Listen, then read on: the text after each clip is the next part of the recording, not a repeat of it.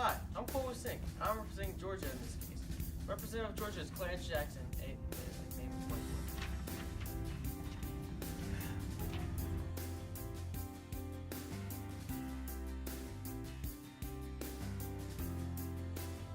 Hi, I'm Liam. I represent Worcester in the court case. My name is Samuel Worcester. My nickname is Chip Chip Cho Pokoi Ko. And yeah.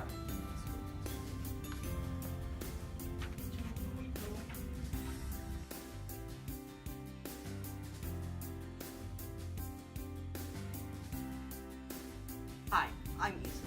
I represent the Supreme Court in this court case. My name is John Marshall, and my nickname is Your Honor. And that's why I'm announcing my candidacy for president in 2020.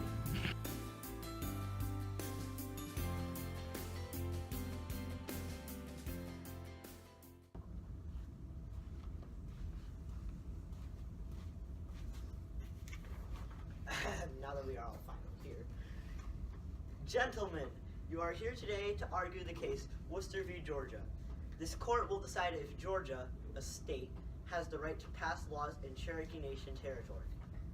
This case will solve whether or not the Georgian extension laws are legal. I remind you that the extension laws prohibit white persons from residing within the Cherokee Nation without permission from the state, and that such persons are now required to obtain a license of residency, or they have to leave the Cherokee-controlled lands. Mr. Worcester, the state of Georgia has sent you to jail over the fact that you have no such license, nor have you swore an oath to the Georgian government. How is it that the law is wrong? Your Honor, this law was passed March 12, 1831 by the Georgia legislature. Other missionaries and I refused to leave Cherokee lands and were arrested for the first time. I was released because my lawyer convinced the court that I was in Cherokee land acting on behalf of the federal government. Once I was out, I was relieved of my federal duties and was ordered to leave. I did not leave, and on July 7th, the Georgia Guard arrested me. I was then released again and arrested again when I went to New Echota to see my dying daughter. The last time I was sentenced to 4 years of hard labor in Milledgeville prison. We believe that we should not have been arrested, as Georgia has no right to enforce its laws in a sovereign territory that is established Cherokee territory.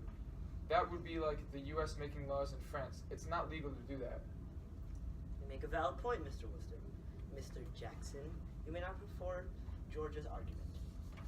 Your Honor, Cherokee Nation is within our state borders. Therefore, we have the right to control this dependable nation. In Cherokee Nation v. Georgia, our first case brought to this court in 1831, Your Honor, you said that the Cherokee tribe wasn't a sovereign nation.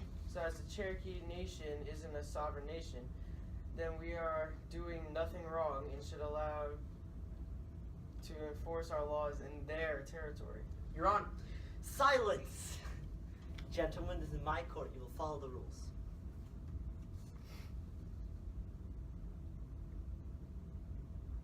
Okay, Mr. Worcester, you may now take the floor.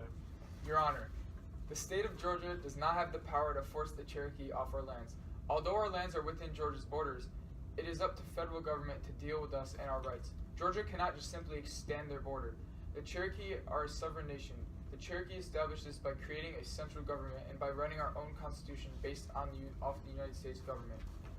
Mr. Worcester, if you will, please explain your case further. Your Honor, Georgia has been passing multiple laws that took away our rights to live in our own environment. These laws have created a huge impact on our people, leading some even to commit suicide. The state of Georgia has stolen our land, they've destroyed our government, and they've been killing our people. They have been taking Cherokee lands and have been giving them to its white citizens. They are unrightfully controlling our people, and they need to be stopped. Objection, Your Honor. Granted. Please speak. You see, Your Honor, we are not doing anything bad to the Cherokee people. Your Honor, the state of Georgia has the right to enforce its laws onto the Cherokee Nation because it's within our state borders. Did the federal government not say that we can control anything within our state borders deemed constitutional? By doing this, we are providing benefits to everyone. We are not taking land. We are helping the Cherokee by restricting the flow of whites into this territory. Double objection, Your Honor. Triple objection, Your Honor. Objection. Oh wait, my bad. Mr. Jackson, you may speak. Thank you, Your Honor. You see, all of Mr. Worcester's law's arguments are invalid. In the 1831 in Cherokee v. Georgia, your court held that it did not have jurisdiction to strike down Georgia's law. Therefore, the Cherokee must follow the law and should not be allowed to ignore the law. Doing so results in punishments. This is why Mr. Samuel went to jail. Yes, guy, I understand. Anyways, Mr. Jackson, let me state that, yes, it is true that Georgia was the victor in the 1831 case. However, this court also wrote in dicta that the Cherokee Nation constituted a domestic, dependent nation that existed under the guardianship of the United States. Therefore, the case we are referring to did not give certain federal rights to the state of Georgia. The Cherokee Nation should only be allowed to be acted upon by the U.S. federal government. No? That is correct, Your Honor. It is what I have been trying to say this whole time. That is the state of Georgia's position. According to what you just said, Georgia should be allowed to require white people to obtain a license. Not so fast, Mr. Jackson. I said that the Cherokee Nation should only be allowed to be acted upon by the U.S. federal government. However, Georgia is not the federal government. Individual states have no right creating laws involving Native American territories, let alone sovereign nations such as the Cherokee Nation. Now then, I think I have enough information. Gentlemen, please continue with your closing statements. Your Honor, what Georgia is currently doing is unconstitutional. They are imposing laws on the Cherokee, a privilege only given to the federal government. What Georgia is doing is wrong, and we needed to correct this before the whole U.S. becomes as corrupted as Georgia is. They are stealing land, killing people, and making laws in a separate sovereign territory. Their actions should be looked down upon, and they, as a state, should be punished. It's inhuman. Your Honor, this whole case is preposterous. We are fully within our rights to enforce our laws in Cherokee territory. It is within our state, and what rights do they honestly have? Plus, we are protecting them. We are simply serving as a government for them. And it's for people committing suicide, people die all the time. It is a mere coincidence. Also, does it honestly even matter if it's unconstitutional? We are food. I have heard enough. I will now discuss with the other members of the Supreme Court. Gaia? Yeah,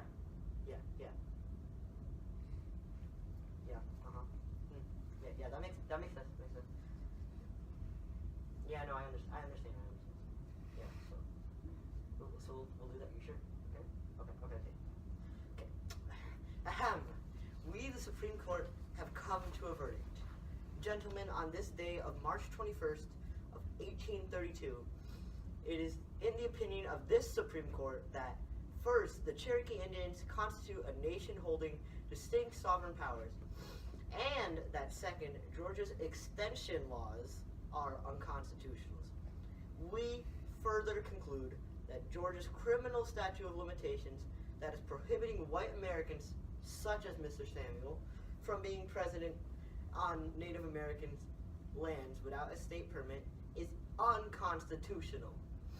Additionally, and as you are well aware, it is the U.S. federal government which inherited the right of sovereignty from our ex-colonial power, Great Britain. This gives the federal government, and not individual states, the right to solely make and enact laws within Native American nations, such as the Cherokee. Under no circumstances do individual states, such as Georgia, have no authority over Indian affairs. Gentlemen, the Indian nations are distinct, independent political communities retaining their original natural rights. This fact has been established and accepted by the United States federal government. As you know, the federal government has several treaties with the Cherokee tribes. There is no such thing for the states, any states. Moreover, even as the Cherokee have surrendered certain territories and powers to the federal government through these same treaties, the Cherokee Nation continues to be a separate sovereign nation with legitimate title to its territory. And, gentlemen, we declare that the Cherokee people have the right to live free from the state of Georgia trespasses. We conclude in the judgment of the Supreme Court that as a sovereign nation, the Cherokee Nation has the right to live free from the state's trespasses. Georgia will not be allowed to interfere with Cherokee people any longer. Good day, gentlemen. I bid you farewell. Thank you, Your Honor. I, James Worcester, am forever in your debt. This is preposterous. I swear you have not seen me the last time.